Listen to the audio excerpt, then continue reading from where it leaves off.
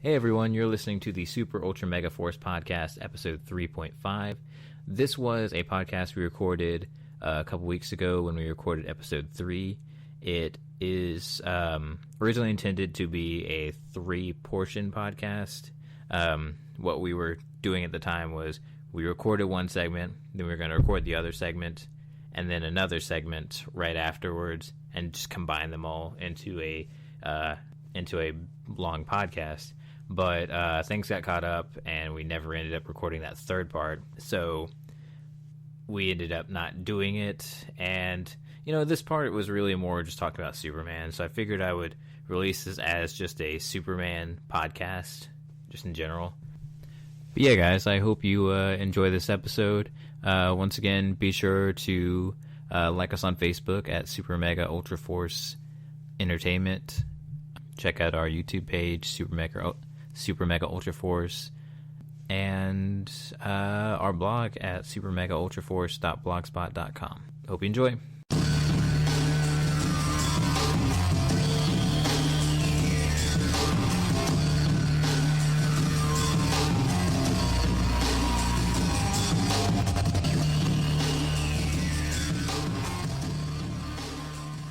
So what else have you been playing and reading, this week? You let me borrow Earth 1 Superman. I did? Mm-hmm. I don't remember that. You don't? I call you a liar. Oh, okay. No. Well, I came in here and took it and read it. Bastard. Yeah. It was pretty cool. I liked it a lot. I'm glad you did. There are so many Superman stories that I think are awesome, and I really, the thing that grinds my gears, as like a big, fanboy kind of thing, is just, I really like Superman, and people always, just love to hate on him because he's, everyone believes he's all powerful and, that he's, too powerful. Some people think that he's kind of a relic of the past that we keep, going on to as like as a superhero. Like we don't feel like we can get rid of him because he's been a staple in the superhero society. So that's why we have to keep putting him into comics and stuff like that. And I really hate that people do that. Like, we found ways to work through having him like in the world, and I think it's awesome. And of course, for people who don't know, Superman Earth 1 is an alternate universe telling of Superman. It's a telling, kind of a retelling of his origin, and they use different elements to tell a new story. For example, in this story, it's young Clark, who's growing up in Smallville in, I would say, the current year. I think it was like 2010 when that was published. Mm-hmm. And he's trying to find his way in the world. He hasn't become Superman yet. And then an alien force attacks, and they are.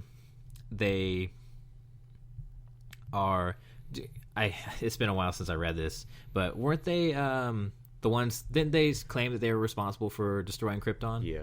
Yeah, they said that basically what the deal was there was Krypton and there was their planet, and something basically there was I can't quite remember what the reason was, but there was a reason why their planets couldn't communicate or deal with each other except for very specific times, and when they did, they were always at war with each other.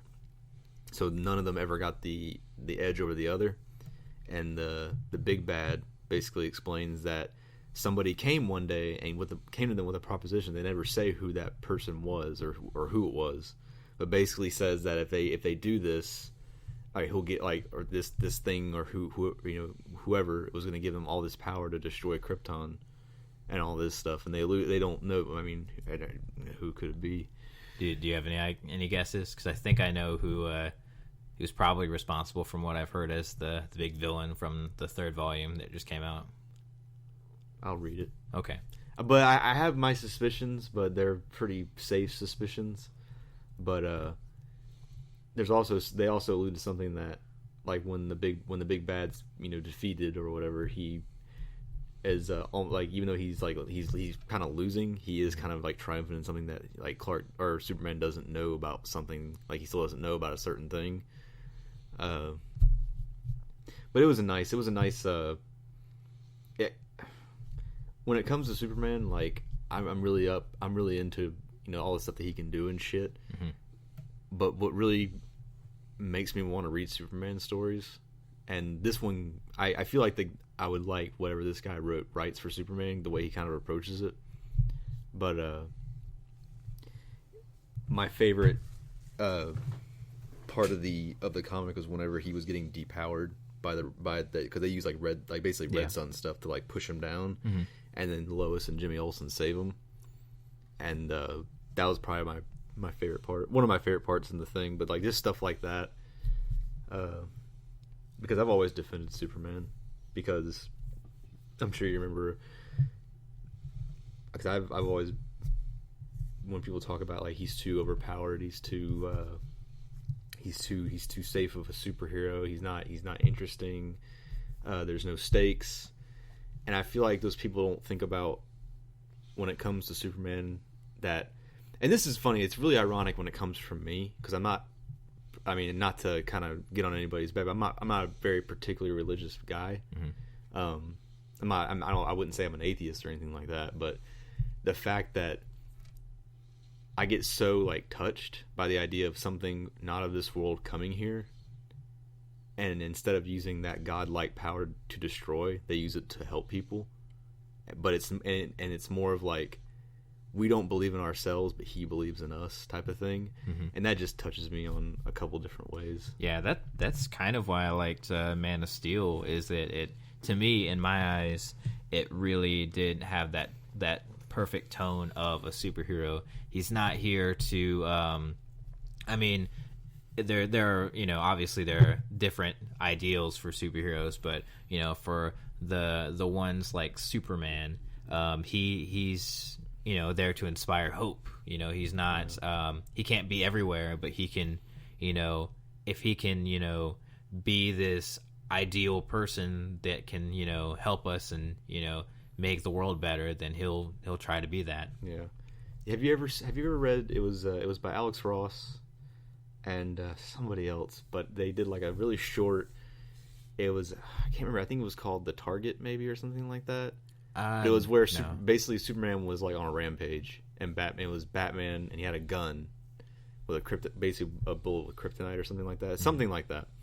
But it was very short. It may have been like 10 panels, but it was Batman like contemplating on whether or not to shoot Superman and kill him, because he talks about how like he was the only one who was entrusted with this like, if like he's like, Superman's like, if I ever go, something ever happens to me and I can't control myself, I trust you to do this type of thing, and it's like him monologuing over it. But basically by the end of it, he basically says that he's that person, like he's that, like he has to be there to because he's the one that damn, I wish I could remember the exact wording. It was like he's the original, like he's that type of mythological type of thing that we need, or something like that. It was really cool. I just wish I could remember the name of it. There was a podcast a while back that I really enjoyed. I feel like it was a podcast between Kevin Smith and Grant Morrison. Could have been someone else. No, my bad. It was on the Nerdist. It was Chris Hardwick and Grant Morrison. Anyway, the part of it was that Chris Hardwick was talking to him about writing for Superman, and to Grant Morrison, Superman is a character that is a character you dream of. Like, a lot of his stories, when he writes Superman, his stories are almost like a dream. Like, they're very high, in these crazy ideas, and that's kind of what you see in Superman All-Stars, one of my favorite, and I believe your favorite stories. Really good. You have this, if you think about it, Lois, getting taken to the Fortress of Solitude, to this kind of wonderful idea. It's kind of this Charlie and the Chocolate Factory kind of thing. It's very, I can see it. Yeah, definitely. Yeah. And you can just this fantasy thing that she gets to see in this world that's amazing. You get to see all his wonders. He's, this fortress has all these relics that he's taken over the years. He's pulled out, reconstructed a model of the Titanic in there, and he's built these images of what his family looks like there. It's it is this insane kind of like super being kind of thing, and it's just, I think that's what Grant Morrison was trying to say, is that he makes him just out there. And in some way that's the pure idea of comics. Comics are something that we there's no way we can make it into a movie or make it into a TV series, because it's so like, a lot of comics are so like just directly from the head of the artist and writer, and just put on a paper in just this magical, almost nonsensical kind of ideas. It's a lot of them are really crazy, and that's kind of one of those. Yeah, definitely, and especially in All-Star Superman. Have you ever read Alan Moore's like Whatever Happened to the Man of Tomorrow? I never got around to it. I read a thing because somebody posted it on Facebook, basically an article, kind of like talking about how people twist the words around of the opening to it, because it's Alan Moore who wrote it, and it's like an end, like Superman, like this is the end of Superman's story type of deal of all the Silver Age stuff, and there's like a thing he talks about in the beginning, how these are imaginary stories with imaginary people, but that doesn't make them any less important. Like how he talks about comic books now are kind of like our myths, to how whenever the Greeks and Romans wrote about like mythological gods and stuff, like how now the way we write superheroes and just comics in general are basically our myths, how they shouldn't be dismissed because they're imaginary and stuff like that. And the article was just talking about how like people always use that there's imaginary stories, doesn't matter, and they miss the entire point of what he was actually trying to say.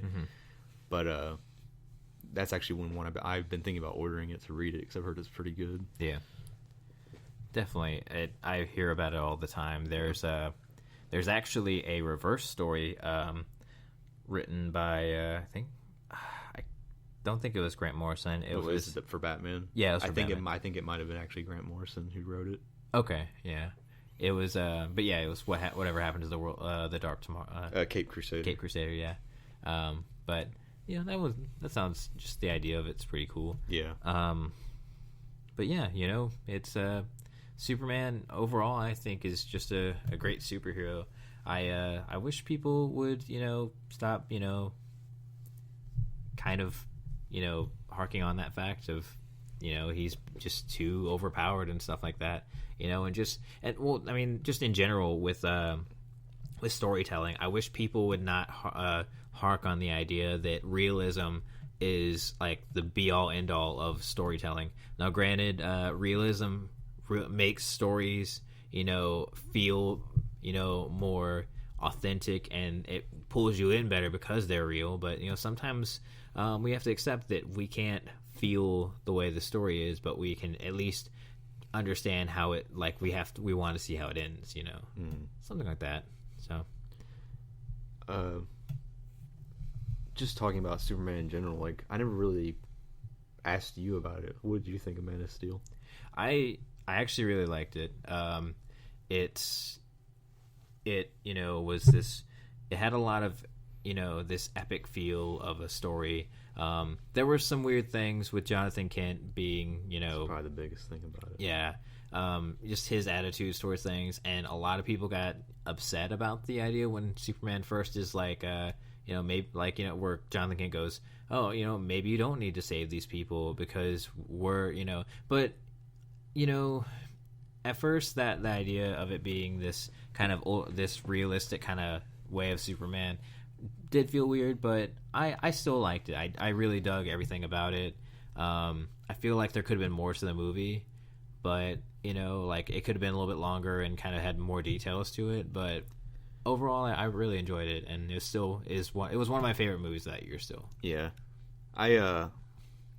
I'm really conflicted when it comes to Man of Steel, because I love Superman, and when I first saw it, I was just like, I was ecstatic when I first saw it. when I watched it again, I have it on Blu-ray. I watched it a few more times, and I still like the movie, but I'm not. There are some things about it that I don't like.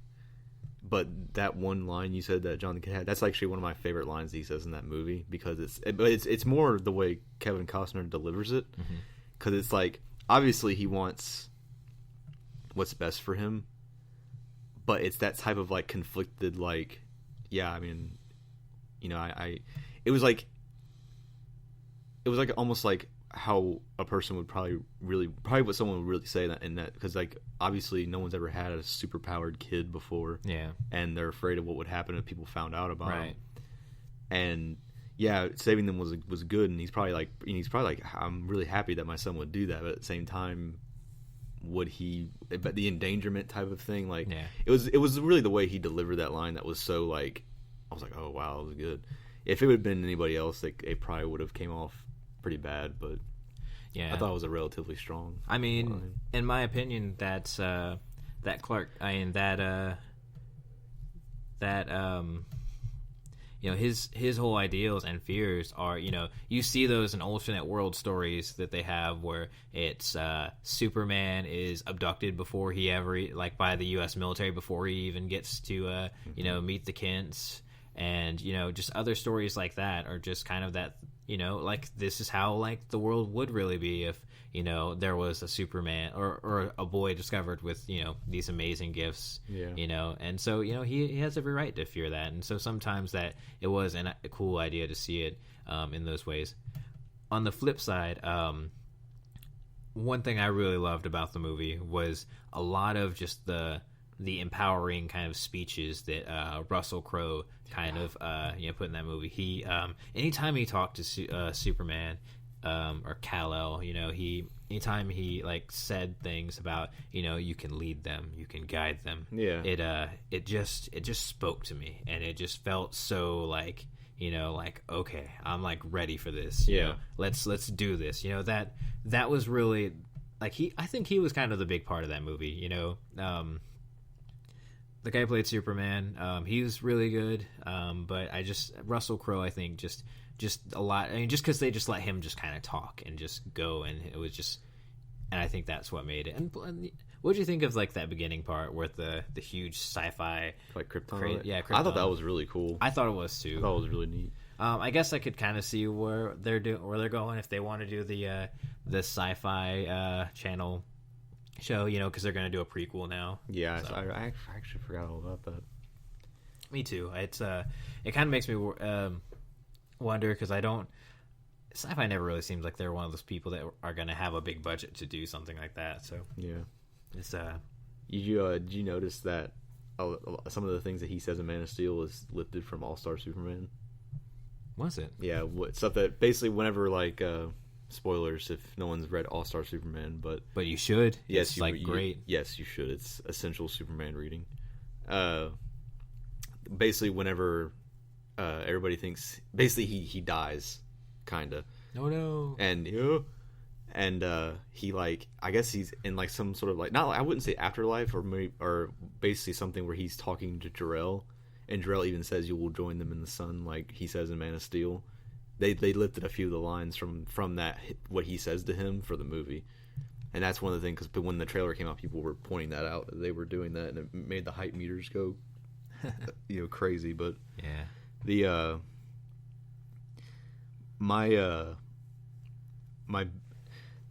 my biggest problem with the movie, though, is probably it could have used. I'm not a big fan of David Goyer's writing in the first place. I've actually heard this from you in the past. Yeah, the ideas he had, like the ideas he probably threw out for this were probably good, but it just needed a better writer. Yeah. There are a lot of scenes that seem kind of disjointed, and like that, like the way the movie flows, like it's not very. To me, it feels more like a collection of scenes up until we get to like Smallville, like where he fights, or his first big fight with Zod. Because up until then, it's just like one of the biggest things I can remember is like him talking about, if he should give himself up to these to them or whatever. And the next scene, he's just flying, and there's the army there. Yeah, and it's just like not every scene needs to be fully like we can kind of obviously we can tell that this has led to this point, but the transition could have been a little better. It just seemed to make it, the movie has a lot of disjointing scenes like that. I definitely can agree with you, at least for sure on that part where it did, where that part had the huge disconnect where I couldn't understand why exactly he like that part where should I give myself up? Hey, I'm giving myself up, but why am I in this Superman suit? It's just like it was really like it. There, not this, and this is one of those things where I feel like I'm getting close to like where when something in a movie is not fully explained, people call it a plot hole because it's not fully laid out for them. But to me, if a movie feels disjointed like that, it's not a plot hole for me. It's just it takes me out of the viewing. Like it doesn't feel cohesive. It feels like a collection of scenes, so to speak, just put together. To me, I don't feel that was. I feel like that's very like coasting kind of storytelling, and it's not hammering in like what's my motivation, what am I doing right now? Because I don't really feel like that. Like sometimes I'm like, wait, what's going on now? Like, is he going to communicate? He's going to communicate with Zod and eventually get into this moment, but like, why is he doing this? Or like what So that was kind of the parts where you can feel the disjointedness, like you're saying. And another thing is that I can't really recall a point in the movie, like, obviously he saves people. Like, he was a kid, he did it. And he wouldn't have done it if he didn't feel compelled to do it. So there is that type of, like, okay, well, obviously, and then the scene where he helps those guys on the oil rig and stuff like that. Obviously, he has a inclination to save people, but we never see him, like, there's never really a moment where he thinks, or, like, not a moment, but it's like whenever he first puts on the suit. Before that, I mean, like, there wasn't, like, I feel like there really should have been a scene with Jor-El and him talking about what he could become. And I know there's a scene right before that there is kind of that, but it just seems like they make the jump too quickly. Like we just or he just assumes, oh, suit superhero, got it. There's not really like a scene like, well, like, I mean, I feel like that wasn't done. Like I said, this is one of the instances where I felt like a stronger script would have improved it. Because, like, the whole destruction shit that everybody always gets upset about, I'm actually okay with. It's just the way it's just the way it's handled at the end of the movie. Like it even seems like it doesn't even bother Clark Kent or Superman at all. And I know that's going to be a big theme for the next movie, which is cool. I'm glad they're doing that. But it just seemed like if there had been like an extra scene with him like reacting to that, or like feeling at least a little bit of partial responsibility. Like, even in Earth 1 Superman, there's a lot of destruction in Metropolis, and then Clark Kent gets the job at the Daily Planet because he claims he interviewed him. And in the interview, Superman says that, I understand, and what happened may technically may not be my fault, I still will, I'll never be able to repay or make up for that, but I'm gonna try. It's something to acknowledge it, would have, I'm sure, placated a lot of people. Yeah, in the on the emotional side, I completely understand. Yeah, I mean, I understand, people's like meaning for Superman not being able. Superman not feeling sorry, it does feel like a disconjointed thing, and why people don't like that movie for that point. But what the parts that I don't understand for people is just the idea that it's like, oh, well, Superman wouldn't let this fight,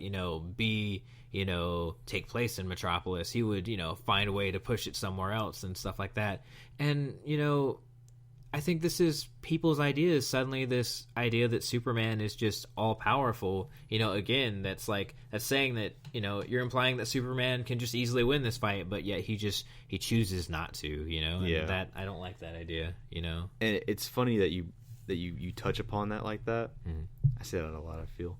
But this is something like, and this is like, take any type of superhero movie like Batman, what's a more recently, even though all the Marvel movies,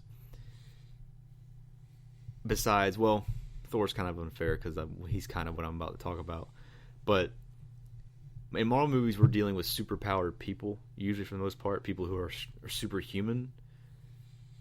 But when it comes, I always akin to, and this is going to go into what I'm about to say.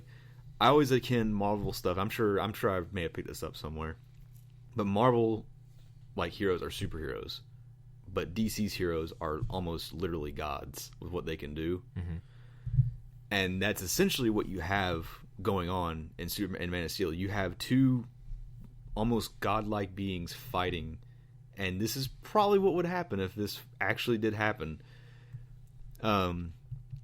Even though like they could have, and this could have been two scenes they could have added: him trying to take the fight out of Metropolis, and Zod just going, "Nah, fuck that, I'm going back." There's that, and there could have been just one line of dialogue, which they did in the Avengers. There's one line of dialogue, and everybody just forgives all the shit that happens to New York. It's whenever Captain America says, "Let's bottleneck them here so we can contain what they're doing." It's just one line that shows that they actually thought about it. You know what I mean? But it's just like, you don't. This shit happens in comics all the time. They just never show the extent of it. Like, they never have time to explain. Exactly. They never, like Earth 1 Superman. Yeah, you see that there are ships here, and you see there's destruction, but they never like. There's never that scene where they show actually what happened, and people. I guess people think that these are small skirmishes and things like that, but no, this is awful.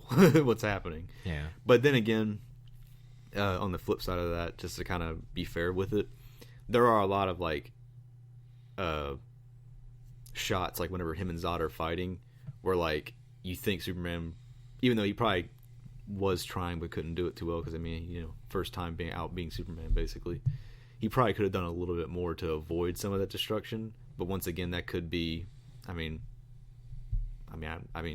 it could go either way, really. Okay, so major question here now concerning Man of Steel. The final scene with him and Zod, he kills Zod. Spoilers. It's been a while. So. I know, it's just funny he says spoilers afterward. He breaks his damn neck. It's I mean, like, you know,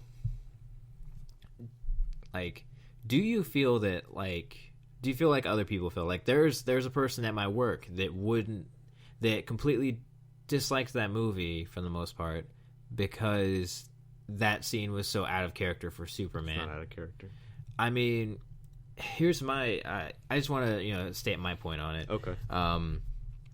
Superheroes, especially DC superheroes, they're the most out of all these characters that treat it like this.